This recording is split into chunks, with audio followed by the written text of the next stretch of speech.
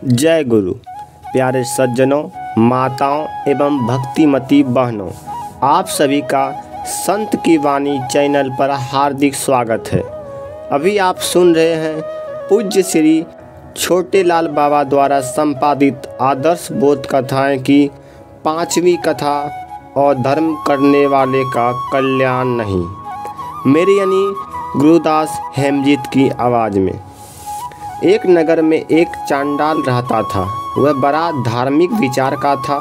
वह धर्म और अधर्म का ज्ञान रखता था और अधर्म को छोड़कर धर्म के मार्ग पर चलता था। एक बार उसे अपनी पत्नी की हठ धर्मिता के चलते अधर्म के मार्ग पर चलने के लिए विवश होना पड़ा। पीछे उसने इसके लिए बड़ा पछतावा भी किया। चांडाल की पत्नी गर्भवती थी। ऐसी स्थिति में उसे कच्चा आम खाने की इच्छा हुई। वह समय आम के फलने का नहीं था और चांडाल की पत्नी कच्चे आम के लिए अतिरिक्त दूसरा कोई खट्टा फल खाना नहीं चाहती थी। चांडाल अपनी पत्नी से बहुत प्रेम किया करता था और उसका कोई भी अनुरोध वह ठुकरा नहीं पाता था। जब उसकी पत्नी आम की खटाई खाने की जिद पर अड़ी रही, तब वह मन में विचार करने लगा कि इस बेमौसम में कच्चा आम कहाँ से लाऊं। उसे स्मरण हो गया कि नगर में राजा के उद्यान में एक ऐसा आम्र वृक्ष है जिसके विषय में सुना जाता है कि उसमें 12 महीने फल लगते हैं। यह आद करके आम्र फल की चोरी के लिए वह रात में राजा के उद्यान में गया और वृक्ष पर चढ़कर आम्रफल की खोज करने लगा। अंधेरे में उसे फल खोजने में कठिनाई हो रही थी। रात भर वह एक डाली से दूसरे डाली पर जाकर फल खोजता रहा, परंतु उसे एक भी फल नहीं मिला। इसी बीच भोर हो गया। पूरब की आकाश में सूर्य की किरणों की लालिमा छा गई। पकड़े जाने के भय से उसने दिन में उद्यान से भागना उचित नहीं समझा। वह वृक्ष की डाली पर ही छिपकर बैठकर और सोचा कि रात होने पर उद्यान से भाग निकलूंगा। कुछ देर बाद उद्यान में राजा और एक ब्राह्मण आए। राजा वृक्ष के नीचे एक ऊंचे आसन पर बैठ गया और उसके सामने जमीन पर ब्राह्मण भी बैठ गए। दोनों के हाथ में एक एक वेद ग्रंथ था। ब्राह्मण राजा को वेद पढ़ना सिखाने लगे और राजा ऊंचे स्वर में वेद पढ़ने लगा। वृक्ष की डाल पर छिपकर बैठे हुए चांडाल ने जब राजा और ब्राह्मण का यह आपसी व्यवहार देखा तो उसे बहुत बुरा लगा और क्रोध भी हुआ।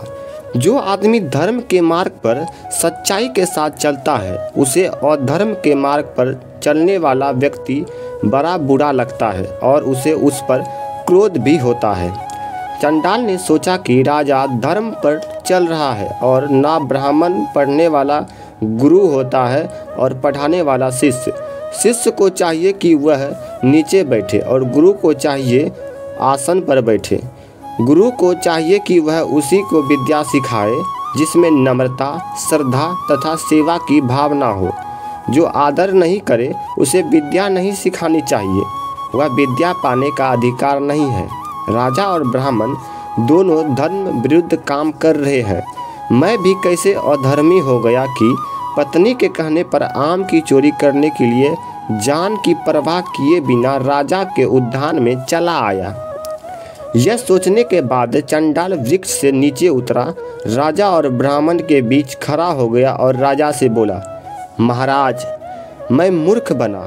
आप राजा होने के अहंकार में विवेकहीन हो रहे हैं और ये ब्राह्मण धन के लोभ में अपने धर्म से अच्युत हो रहे हैं।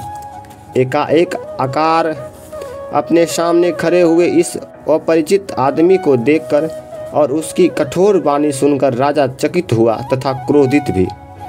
राजा ने उसे पूछा कि तुम कौन हो और हम दोनों की निंदा क्यों कर रहे हो। चांडाल ने अपनी परिचय देते हुए कहा कि मैंने आम्रफल की चोरी करने के लिए उद्यान से आपके बगीचे में आकर अकर्म किया। आप दोनों भी धर्म को नहीं जानते हैं। गुरु को चाहिए कि वह अपनी गरिमा बनाए रखे और शिष्य को चाहिए कि वह सदैव गुरु को आदर दे। इस पर ब्राह्मण ने कहा कि राजा मेरा भरण पोषण करता है, इसलिए मैं इन्हें प्रतिदिन वेद पढ़ाया करता हूँ। चंडाल ने कहा कि संसार बहुत बड़ा है, आपके पास विद्या है, आप कहीं भी चले जाएंगे तो विद्या के चलते आपका सर्वत्र सम्मान होगा और जीवन निर्वाह करने में भी आपको कोई कठिनाई नहीं होगी। परंतु जो अधर्म पूर्वक की गई कमाई से अपना जीवन निर्वाह करता है, उसका कल्याण नहीं हो सकता। चंडाल की धर्मप्रियता देखकर राजा बड़ा प्रसन्न हुआ और उसने उसे अपने राज्य में एक अच्छे पद पर नियुक्त कर दिया। अभी आप सुन रहे थे पूज्य श्री छोटे लाल बाबा द्वारा संपादित आदर्श बोध कथा की 5वीं कथा, अधर्म करने वाले का कल्याण नहीं, मेरे यानी गुरुदास हेमजीत की आवाज़ में।